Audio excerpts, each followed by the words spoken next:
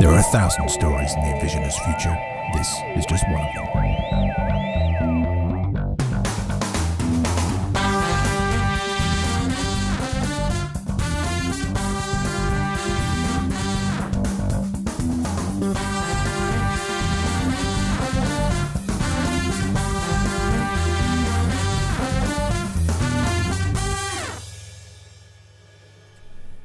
Well, hello. Happy New Year. I was going to ask how you're doing, but that would be a stupid question to ask, really, wouldn't it? So I'm going to get straight into it.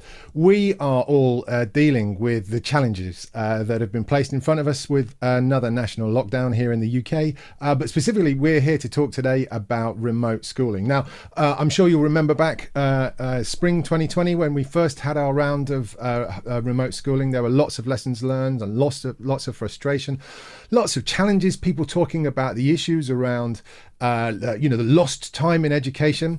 And I know that, it's really difficult for lots of people to cope with getting the technology to work. Also, the pressures of feeling that you're failing your kids by not putting them in the right position, or that you're not able to do your job as well as look after the kids, all that sort of stuff. So we just thought, wouldn't it be great if we could get together a few smart, lovely people and share some ideas and talk about things that have worked? Many of us have been working in the tech industry. We've got some wonderful people back again from education, and we just wanted to provide a venue, a vehicle for you to be able to ask questions.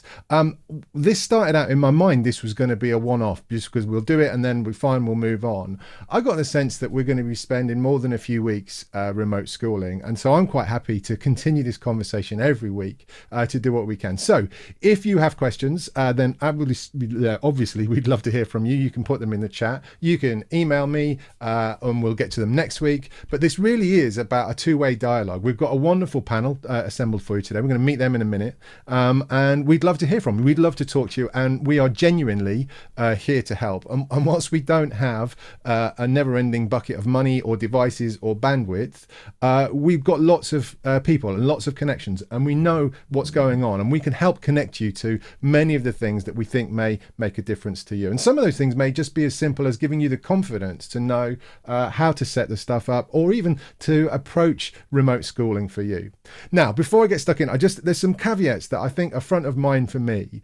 It's really easy for me to sit here as a lifelong technologist and a dad to say, do you know what, remote schooling is a breeze, but not everybody has the luxury that I do, which is we've got devices in the house. I got time on my side to spend. So has my wife. I get that isn't the same for everybody. And I get that there is a massive issue in this country with digital poverty, people who are excluded from being able to learn because simply they don't have access to connectivity or a device. These are all challenges that we collectively have to solve. I can't fix them on tonight's show. We're going to work towards them. We're going to connect you to people who can help and really try and understand it so we can move forward. But we did also want to, at the same time, to be able to share ideas and best practices. So we're going to try and walk a fine line. We don't want to exclude anybody in the conversation, and we'll do our best to help everybody. So look, that's all of my caveats out of the way. You get the context of what we're trying to do. Let me introduce you to our wonderful, wonderful panel. So we have back with us, there we have Ian Phillips in the top corner. He is the assistant head and the director of ICT at Haberdasher School. Ian, how are you doing?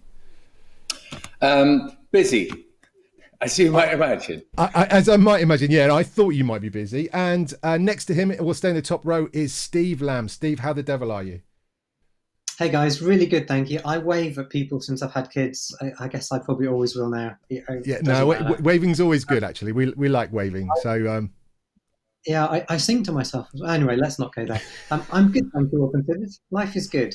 Excellent. And then below Steve is Dan Haywood. How you doing, Dan? I'm good.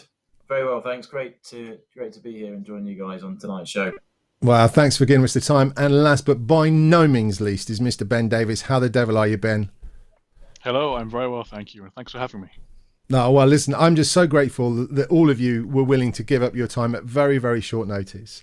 And I must say, for the audience, these are all people that I've had the absolute pleasure to work with over the past few years. And it's lovely to me. It's really funny. We once worked for the same organization, not Ian, clearly. But the connectivity that brings us back together is this passion to want to help people reach better outcomes with technology. And that's really why we're here tonight.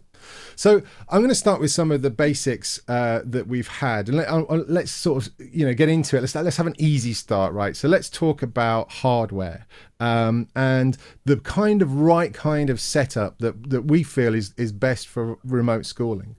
And the debate, I guess, I'd like to open up is the debate that looks at desktops versus laptops versus tablets and even versus phones. And this isn't to say one's better than the other, but I think there are pluses and minuses going for it. Let me just ask, Ian, what would be your platform of choice for remote schooling? Well, I think we need to allow people to interact. And so I think it's got to be a device that has a screen that you could touch. I think it should be something that you could use a pen on. I think we should be looking at moving away. I mean, we're worried about screen time. I think the worry shouldn't be screen time, mate. I think it should be how we interact with the devices we use. It should be something you can talk to, something that can talk to you. And I think it's that level of how you use a device. And I'm not talking about, I understand how Alexa and those devices work, but I'm talking about we need to be able to look at how we interact with technology. And so a touch screen, something you can talk to, something you can listen to. I think that's where I'd start.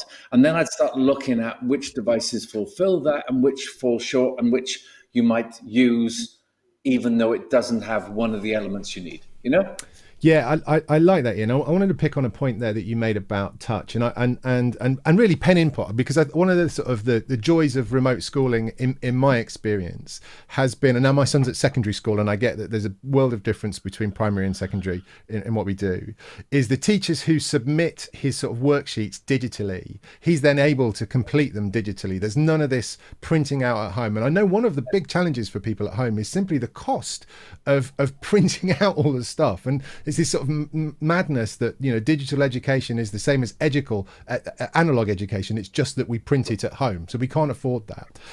But the area that I wanted to go in with touch, because touch then really takes you down a laptop or sort of tablet approach. But I think there's so much to be said for a great desktop, because the thing I love about desktops is they're much more powerful and they're much cheaper too. And so I think there's an opportunity. And the other thing, there's a few little props I've prepared in this sort of desktop area, because I know some people do have desktops, but they miss the pen input capability. Let me get this right. But these guys, and again, look, so this costs money, right? This costs 60 quid to buy a pen input, but it's the difference between being able to use your old home computer and still have your kids handwrite their homework or be able to write digitally on that. These things are available and are easy to set up and can be done. Steve, I know that you've also got another option when it comes to sort of the cheap devices of really sort of bringing sort of connectivity to, and I'm sure you've probably got yours as well, but it's one of these guys. These are Raspberry Pi 400s, which is essentially a Raspberry Pi built into a keyboard. Steve, tell us a bit about your experience with these. Yeah, I mean, I'd wind back slightly, and I'm conscious we don't want to talk forever, but for me, it's the device that you've got available to you. A lot of households don't have a printer. They typically have one PC or a tablet, or it's making the most of what you have. And if you can buy something new, you can get it delivered in time. Everything Ian said makes perfect sense. The Raspberry Pi, historically was a hobbyist machine. I used to use them for hacking hardware, playing around with things. Lots of fun as an electronics person. But that device that you just held, Dave, it's easy to use. You can buy it for less than £100, £66 if you buy it without a power supply and mouse. Dave's modelling it for us, walking up and down the catwalk. But if you just need a browser, if you just want to access Google Classrooms, things like that, for the most basic level of experience, that can free up another device. You just need to plug it into a TV. And that was the point that you made that I loved. Sorry to cut across you, Steve. Was the fact that actually, you can just plug that into your TV, which just increases your capacity. I love that simplicity. Yeah, so I was thinking about this earlier. So, go on, Ben. Sorry.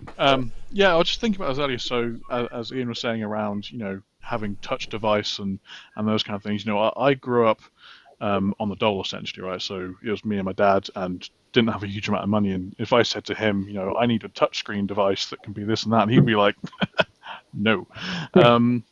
So, I absolutely agree that having the sort of pen input and those sort of things is really helpful, but it's also very expensive, right? When you're looking at it from a device purchase, right? So I've been thinking about, as you were talking as well, like what devices can access things, and phones and tablets are all good, but also games consoles from like a 360 PS3 onwards, they have a browser, right? So if you get like a cheap keyboard and mouse, you can plug them in, and you could potentially access a lot of online resources through an older device, which may solve some issues. It's interesting you should bring that up, Ben, because that did the rounds this afternoon. There was a Welsh education institution was saying, look, here's how you connect your PS2 or your Xbox, and I think, look, these are things to have in your back pocket as parents or guardians, and especially to Steve's point, if you're in a household where there isn't enough devices to go around. I mean, there's some tragic stories from the first lockdown about families essentially sharing one phone between the kids so that they could engage with remote schooling, and this is entirely the kind of digital poverty that we just can't let continue or persist in this country and beyond. Now, Ian, I know that our old friend Ty is sort of I guess assembling a bunch of resources, bringing together all of the different laptop schemes, and I remember there used to be things when I was at Microsoft with that different local councils would do as well to do that. So we'll try and pull these lists together. So if you are struggling for a device, we'll make these sort of lists available, and hopefully you'll be able to get that sorted. And Dave, if anyone knows of companies who can donate, or if anyone's got any kit to donate as well, I think what's important is we centralize this information so that if people on either side of the fence want the device, then we can show them how to do it. Yeah, Steve. So I was helping someone the other day on the hardware side. They got a 2008 model laptop, which, okay, is ancient, but it works sort of, but dog slow. And I found them a YouTube video of how to put some more memory in it. £12 of memory, 12 quid that is. Unscrew the back on some laptops. It can be easy. You might blow up the machine, all caveats, etc. But that's not rocket science. Most people can probably manage that. Yeah. Dan?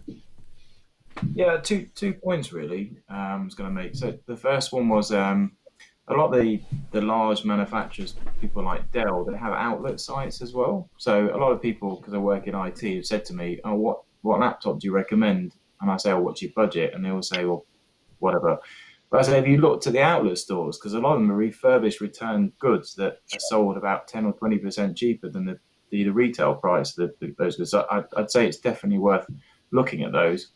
And the second point I was going to make is that, we've come into lockdown and we're at home, we're waiting for the information from the schools or work to be published for the kids to do at home.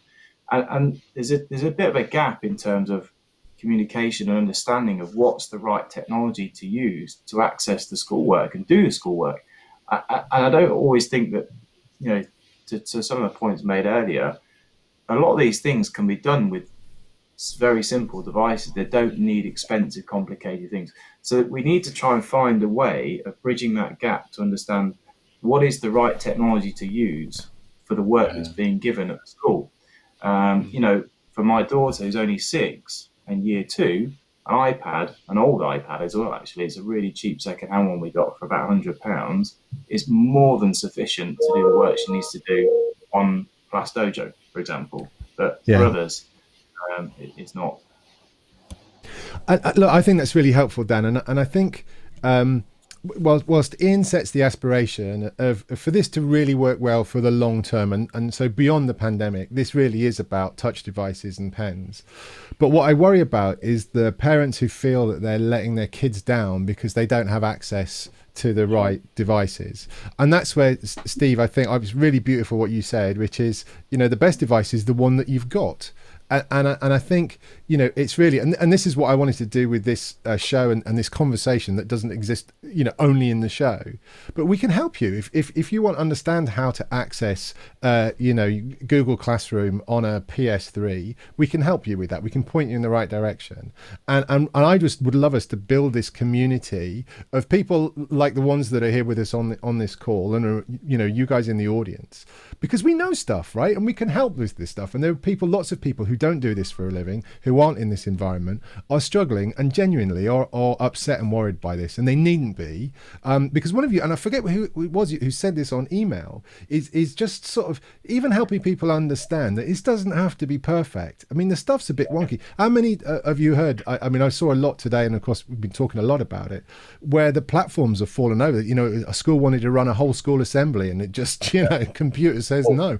That's going to happen, right? And we've all got to learn to be resilient as teachers. And by the way, I meant to mention that at the beginning of this. I love you, teachers. I really do. You're working so hard in this, and it's so difficult, and we want to help you too. So don't think that we don't respect or completely empathise with the challenge that you have in front of you.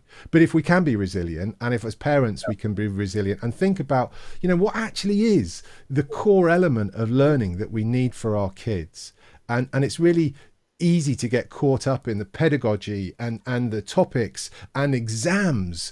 Well, it's a different world now. Do you think so, Ian? Yeah, this idea of good enough.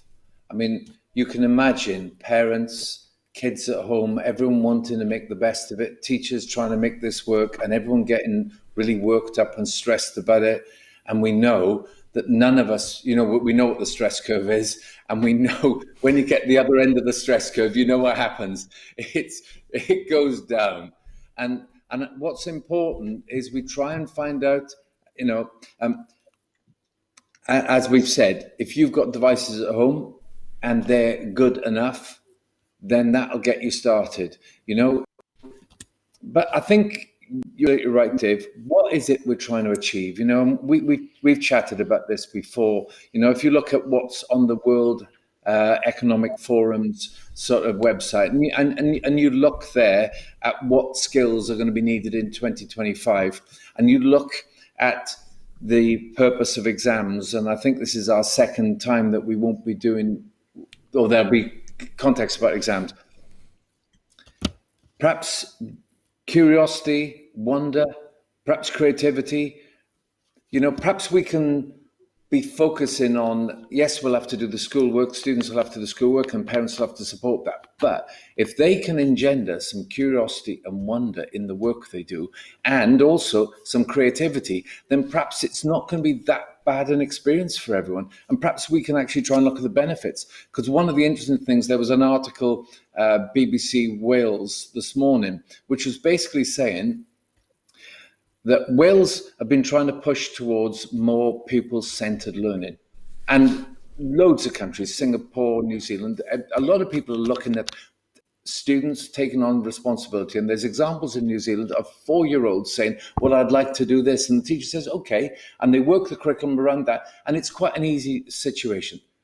When a student owns their work, and when the parent supports that, you've got a completely different thing, rather than some of the stuff that I was watching yesterday, where parents are saying, you have to do your homework, do your homework. And all it does is build stress and challenge. Whereas what we want to do is we want to empower. And I think the key words for me is wonder and creativity, you know? Yeah. I mean, I love that, Ian. And you know, I couldn't agree more on that, Steve. I'm just going to say, I know we spoke about this before the session a little bit, but I've got 3 kids, 2 of them with me some of the time, 1 less the time. And the 5 and 7-year-olds are at the same school, and they're brilliant at the school. The teachers are doing great with all this stuff and going through all the pain you've described. But they set completely different work for both kids. And I was trying to work, and I just couldn't do it. And I think the best thing I did a day or 2 in was we camped in the garden. It's a tiny garden, but we put the tent up, and like, why not? And just made some fun of it. And then by chance, the International Space Station flew overhead, like within 20 minutes or so. And I was like, that's the space station. Like, whoa, Daddy, what's that? And instantly we're learning about space. And then I pivoted what I was teaching around stuff like that. And it worked. It's about inspiring critical thinking and all those things. And you can do that whatever you teach. Yeah, and it's really interesting that John Hattie did some work after the 2011 Christchurch experience, and with 4 months off learning, there wasn't much difference in the exam results of those kids 4 years later. So let's take the pressure off us trying to fulfill a curriculum, and let's look at engaging young people in learning. And I think the key things is protecting and continuing learning. These are the things that we need to try and do. Yeah, absolutely. One of the questions we had in was this question about the timetable, and a lot of schools I know are, and I understand this, but the approach is, well, we're going to run all of our lessons, we're just going to run them virtually. So our kids are now going into back-to-back video meetings, and we all know how successful back-to-back video meetings are, don't we? Yeah. It's like, oh, and I look, I totally empathize with the problem and why you would do that. But maybe part of this is to rethink the approach to the timetable. And I'm hoping a guest either next week or the week after is going to talk to us a bit more about that. The bit I think there's also, Stephen, and you touched on this, is about the challenge of how do we keep up with our own responsibilities, work responsibilities, as well as then taking on learning. And I'm going to channel my inner Tony Crabbe here. And again, regular viewers will remember Tony's a wonderful guy who has been on the show a couple of times. And he's got his wonderful approach to sort of productivity, which is about sort of the problems of being busy. But when we were talking about this early on in the pandemic and lockdown, about how do you manage it, it's opening up. When we're working, we tend to have a closed definition of our to-do list. We have our work to-do list, and I found myself, even me, John would come down for some help with his schoolwork, and I'd be like, no, I'm sorry, I'm really busy. I'm working, and actually that was the wrong answer. The right answer would be, okay, well, he's just as important as the work I'm doing, and how do we schedule all of these things during the day? And just in my personal experience, opening up the context of my to-do list to encompass all of the things rather than just Dave at work made a big difference to my ability to be successful and actually feel that I was being successful as a parent, but also as an employee or whatever. So I really think this is about, it comes back to resilience, doesn't it? I think, building those skills in such that we can deal with those things and we can be flexible enough. And surely one thing that we've learned more than anything in the pandemic is, nothing is so important that we can't afford to take the time on it or to do it, whether it's at work or in schooling. We've just got to find how we bend the rules. And I'm going to say that basically we can't let a pandemic mess up our relationships, because that's what's happening. Okay. And the thing is, we have relationships that are fundamental to everything that we do, whether it's learning, whether it's our family. And that's got to be, there's always like, how do you solve a priority problem? And if you say that I'm not going to banjax my relationships, then that's the right answer. Yeah. It's confidence, isn't it? I think. And that's what I think for a lot of parents. And if I look at certainly the comments that I had on social when we were talking about doing this show, there is a lot of anxiety, I think, in parents about how to not make, get this wrong for their kids. The stakes are too high. We're talking about our kids' education here, and there'll be a disadvantaged generation. Well, actually, this is the conversation I'd love to have with all of you, is about how do we sort of open these eyes up. Steve, opening up your eyes of wonder and using what you can and what's available to help inspire and engage kids.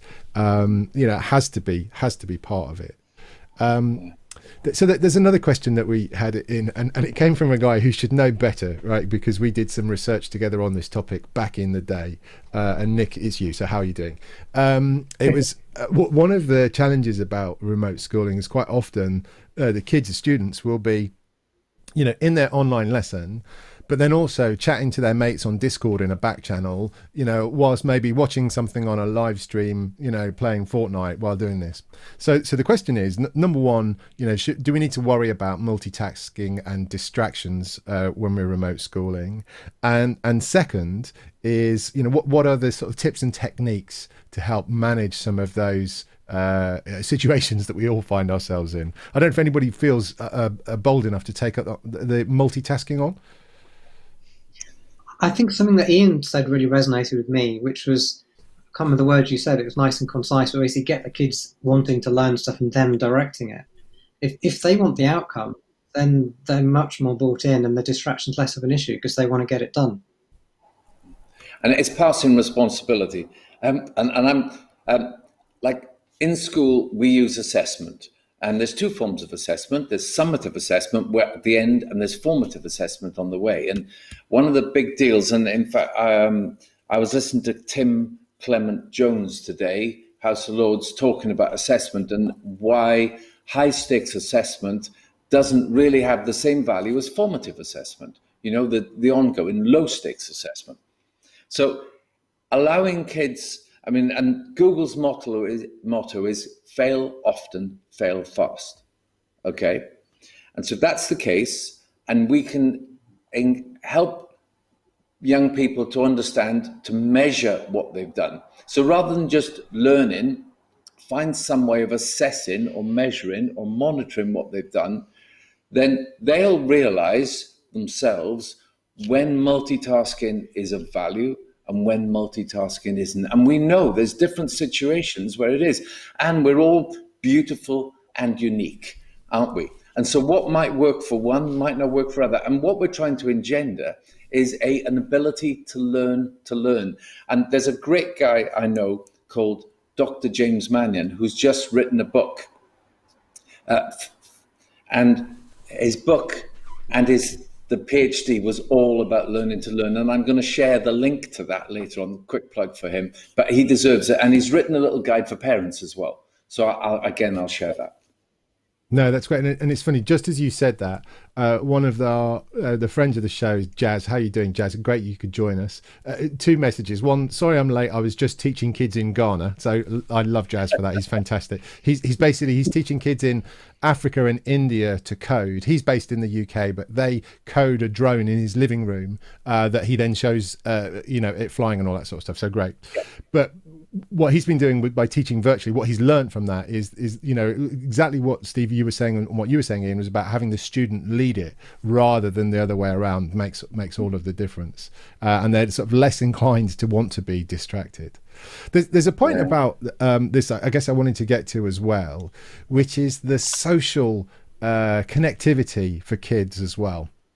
And one of the things, look, you guys know this and the audience know this, I'm a massive nerd, right? So when someone says to me, well, how does your son interact with other kids, if you're, remote or whatever? I'm like, are you kidding me? He interacts with other kids the same way he always interacts with other kids online, and he's talking to them on Discord. And all right, I'm a nerd. Inevitably, he's a nerd as well. And I know it's not for everybody. But one of the things I think we should be doing, and this is, for parents too, is I think you need to be encouraging your kids to make sure that they're gaming together and they're playing online and they have some time to hang out. You're amazed. You'll be amazed. And parents, again, easy for me to say because I have the time and I have the technical ability, but don't just sit them down and let them play. Join in as well, because you'll learn from that experience and you'll be part of that. But I think, part of the next few weeks needs to be about you finding some time for your kids to be able to be social with their mates online, outside of the classroom, to nurture that side of their sort of pastoral care. It's going to be crucially important. And so we need to find a safe way of doing that. We need to find a really productive and constructive, not productive, way of doing that to make a difference. And focusing on... Sorry, go on.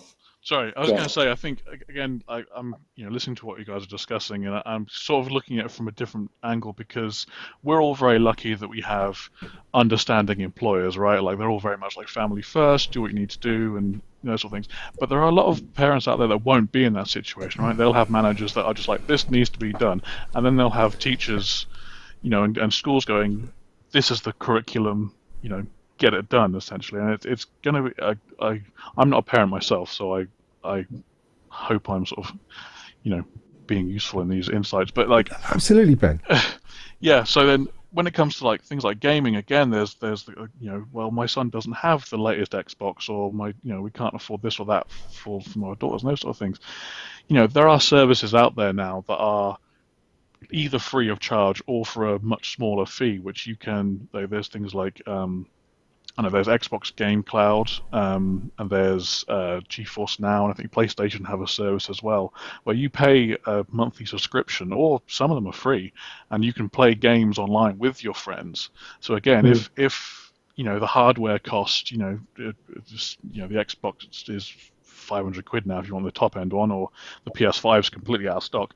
These are big costs, but there are still ways that people can play together, and I think as much as education is important, like play and imagination and playing together is critical as well.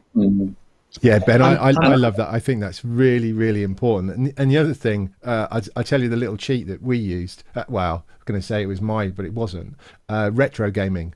Oh my God! The fun that we've had with old consoles or old games, and also classically, the big ones like Minecraft and others, which are just a wonderful sort of creative experience. But it's back to, Ian, what you were saying about this sort of inspiring, wonder and creativity in kids, and using what's available, Steve, to that point. And we had a couple of really lovely comments in from the chat, and an old friend of mine, John's asking whether my son John has got a ponytail and a beard. He's not far off, John, so we'll see, but better than that. So we've got Sophie from Parent Zone. So lovely to have you with us, Sophie. And she was just explaining that her 16-year-old just told me that his best lesson today was exactly what we were talking about: loads of student contribution and interaction between them, as well as with the teacher. And so I think that's it, isn't it? And the thing is, Ian, I think you've made this point on the show before, that if you want to know how to do this well, there's 30 kids in the classroom who really know how to do this well and how to make it work. And so I think as a parent, engaging with that and saying, well, how would you do that? Or what could we do? Is a really great start. Steve? Just a quick one. I mean, my 5-year-old just for his birthday was sweet because he said to me, unprompted, he said, "Daddy, I know I can't have a birthday party." He's 5. Blew my mind. But could we go on the steam train instead? Which thankfully at the time we could. But I've got a 7-year-old birthday coming up. And his mates don't do online. And I've tried arranging calls and Zoom things and various things, reached out to the parents and blah, blah. They're just not ready for it, but they're not getting any of that side of things. I'd love ideas of kind of how to make that work. Yeah, I run into that a lot, Steve, and one of the things I do, the most important, and there's a guy called Dr. Pete Etchells who wrote a great book called Lost in a Good Game, and he talks very well about this, but my version of it is the biggest thing that you can do to help understand this is actually to sit down and play the games with your kids. So play Fortnite, play Among Us, or whatever the games that are current at that moment. Learn for yourself what it's like. You'll bloody love, I guarantee you'll bloody love it anyway. But the relationship that you're building then with your kids is really fundamental to that. But also you gain a level of confidence with the platforms that then you can start to show other people. So I've done that with a lot of parents who inevitably would come when I had a stage show which was about AI and engaging kids and all that sort of stuff, was to get them to go home and play this stuff. Sit down with your kids. It was a lesson, by the way, that I got taught by my son when he was 8, and I saw him playing Minecraft, and I'm like, Jesus, what is that? Why would you, seriously, dude, you've got like an HD console. He's 8, right? He doesn't care. And he's like, Dad, you don't understand. And I'm like, well, hang on, there's 2 problems with that statement. Number one, I'm a dad, so of course I understand. And secondly, this is my bloody industry, mate. I know. And he's like, no, you haven't even got the first idea. And then I sat down and I played it. And then you see this creative, wonderful world that he's created, and the penny drops and you think, oh, bloody hell. That is the moment. That's the experience that we've got to help other people, engender. Steve? Yeah, so quickly. I mean, I do that a lot. And the funny thing is that they ask me, they literally, Dad, can you come and help me do this bit of the game? And I'm like, we're playing Lego Movie 2 at the moment on Xbox. I'm like, I have no clue. I mean, I can play, but he plays better than I do. But the issue is getting other parents to let their kids interact. It doesn't have to be gaming, just a video call or a voice call or anything. Yeah. They're just, I don't know. Well, do you know, one of the things when we were talking about, I'll come to you in a second, sorry, early years and relationships with technology, one of the best suggestions I ever came across for really young kids was to start them off with video calls with their grandparents or family members, who weren't in the same household. And I think it's a really good way of, building social connection, but also starting to build confidence with technology skills. And we've all had that experience. How many of you guys, even, when some of us, we worked together at Microsoft, we all had the capability to do video calls, but really, how many of us actually bothered to do it? Video calls are what kids do. Look at us now, 9 months into the pandemic. I won't answer my phone anymore unless it's a video call. Do you know what I mean? I want to see people. So we've made this change, and I think it's about giving people the confidence to do that with their kids. And sometimes it's maybe because they're not confident enough in themselves, and we've got to help people with that. And Jazz made a lovely point. His go-to response for a lot of his stuff is to ask the kids, well, how would you do that? So parents, if you don't know how to set up a video call, ask your kids, because they will know, and they will do it. Build those experiences together. We found a lot of good online sort of quiz games as well. Some of the teachers are doing great things with Kahoot, which is an online sort of quiz platform that's often used in lessons. Those things are all great examples to help you take that sort of first step into, a deeper sort of connection with that. Ian, I'm sorry, I cut you off a couple of times.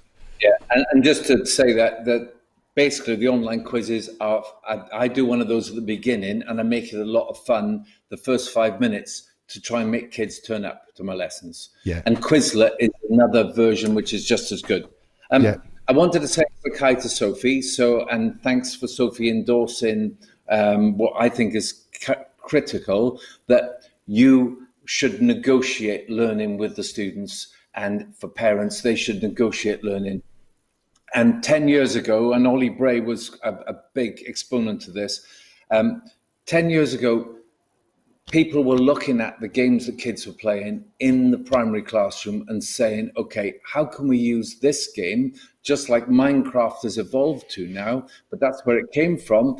10 years ago, they were saying, okay, so they're playing this game at home. So let's work out how we can bring maths into this. Let's work out. So from the context of understanding where your children are and what experiences they're going through, just like you had to do with your 8-year-old telling you where you were going wrong, because you didn't know. Just even though you're an expert, you didn't know. And the way to become an expert is to interact with the people and to understand this is about learning. This isn't about teaching. And unfortunately, education has been moving us down the route to understand how to be taught. Whereas really, education should have been moving us down the route to how to learn. Yeah. And that's where we should be. And the way you learn is by talking to learners about the learning experience and getting feedback and the feedback loop there, so that we can improve learning for the kids, because that is the business we should be trying to be in. Yeah, no. Yeah, Ben. I just wanted to pop in here quickly because while we're talking about Minecraft, I was reminded of a story I was told. I can't remember who it was, but they said that their kid had created a device in Minecraft, a big conical sort of structure, like a funnel shape, that you push a pig in at the top. It'll kill the pig, cook the pig, and make bacon at the bottom. And I was like, what? Why? And I'm like, why not? Why not? Exactly. And I think the other thing to our point about, ask your kids. If you're not sure how to do something, ask your kids. That's absolutely true. And also, there's no shame in it, right? If you don't know these things, it's okay, right? Like it's not. There isn't. If you feel like, oh, I don't know this and I should know this, that is a horrible feeling to have. But it's all right not to know it, right? And you'll learn as you go. And you can't break anything. Like nothing can be irreplaceably repaired. Like if your call goes wrong, just close it. Give yourself a second and try again. It's all right. No, it's lovely. But that's Dan, the system that everyone has been brought up in. No, is it? That's not the system, and that's what our problem is. And we've got to try and break that cycle. But it's to bring all this stuff together, and then I'm going to come to you, Dan. The bit that I used to talk to parents about is it's okay not to know, and one of the most important skills your kids are going to need is lifelong learning, right? Is the ability to learn for the rest of their lives. So don't demonstrate that you can't do that. You got to demonstrate that you can. But, embrace that vulnerability. I don't know how it works, and maybe I should. Why don't we find out together? And one of the sort of the nicest sort of reactions that I get is when you can say, look, if you want your grandparents to be better with technology, don't go and sit down and play Minecraft with them. Sit down and go on a journey with them. Find out the things that they like to do and show them how they can find out more about gardening or whatever it might be, ballroom bloody dancing, doesn't matter. But it's the relationship that you're building. And that's the beauty of this, is technology facilitates that relationship. So I think it really is, being open to lifelong learning yourself. Think about, well, what could I learn from this? But doing it together that makes the biggest difference. Dan, sorry, again, I've sort of cut across you. No worries. I was quite fortunate this last year to take some time out and do a coaching qualification. And one of the things the first thing they do when they talk about coaching people, is talking about learning styles. So as adults, we each have our own unique learning style, which you don't kind of pick up on these things or realize these things until you start to look and go, hey, yeah, you're right. Actually, I do prefer learning when I'm actually physically playing with something or whatever it is, right? Yeah. And most importantly, each kid has their own learning style. And actually, with the children being at home, you've got a great opportunity to engage and help. And we've kind of covered it a little bit, but I'm just kind of going to the point. You've got a great opportunity here to use the right or the most appropriate learning style for your child, because when they go to school, they're in a class with 25 or 30 other children using the same learning techniques, which may not always be applicable for them. And the use of technology, or when and when not to use that technology, is a great way of helping fine-tune the way you teach your children or interact with your children as well, which I think is super important. Yeah, absolutely.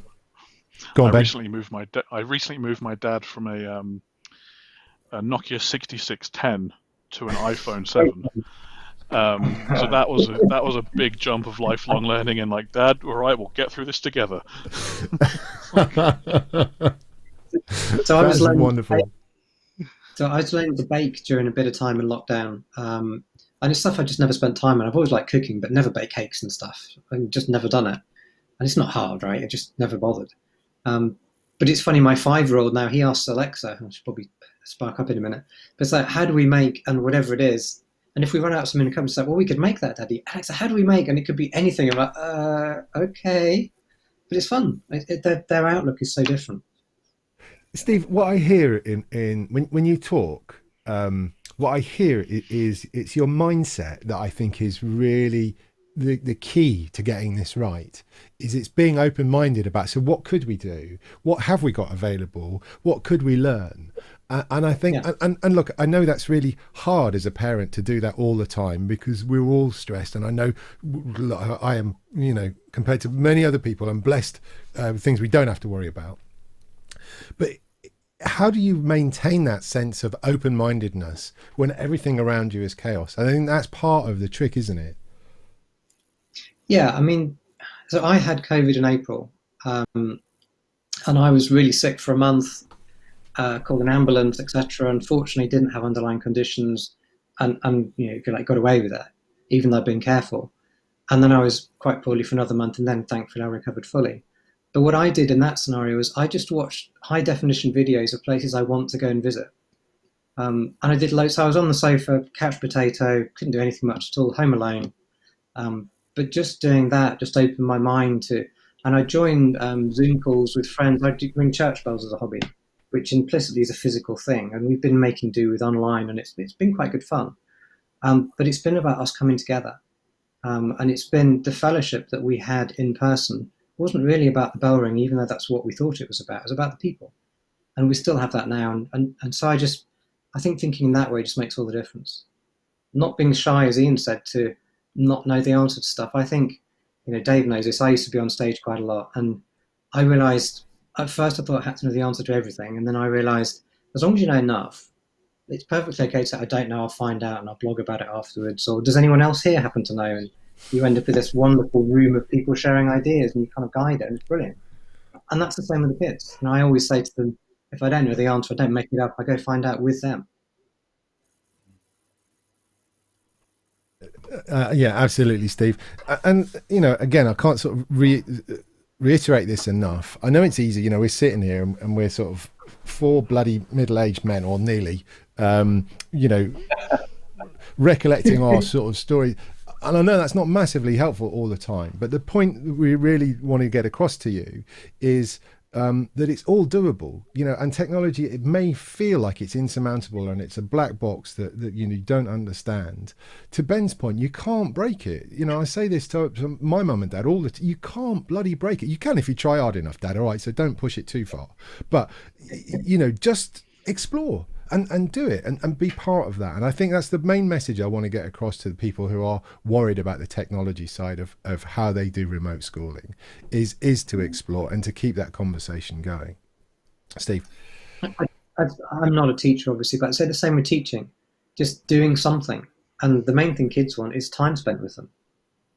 Yeah, it is. Well, and the relationship. And I think if we focus on that supportive, trusting relationship and don't let the work, the technology get in the way of that. And so if you don't know, you say, let's work it out together, because building a relationship is more important than the outcome. Exactly. Yeah. Now, look, guys, I'm just looking at the clock, and I think we've done a good first attempt at getting into this conversation. My promise to you, the audience, is I think there's so much here, and there's so many different sides and angles to this that we need to cover. Is I think we're going to do the next few shows on this topic. So what I would love from you, if there is questions that you are still would love to have answered, or ideas or things that have worked for you, send them in. We'd love to bring them into the content. That would be really good. And so on that note, I'm going to go around the board and just thank everybody. Ian, thank you as always for your time. It's always a delight to have you with us. Steve, an absolute joy to be with you again. Great to see you. Thanks for spending some time. Thank you. Ben, as always, my friend, you step up when you're needed, and I'm really, really grateful for that. And Dan, how lovely to be connected with you again after all these years. So brilliant. Thank you so much, guys, for coming in tonight and spending some time with us. So on that note, it really falls with me to say thank you for joining. Thank you for being part of the audience. You know how it works here. If you've enjoyed what you've seen, give us a like. If you haven't enjoyed, you can leave us a not to like, or you could do even better and you could let us know what you didn't like so we can fix it for the next time. It's been a real pleasure to have you with us. Keep those questions coming. Be strong and be optimistic about the future. Technology, I promise you, when it's used well, will make a world of difference, not just to your kids but to you as well. And we're here to help. So on that note, we're going to say goodbye, and we will catch you again next week. Thanks for joining, guys. There are 1,000 stories in the Envisioner's future. This is just one of them.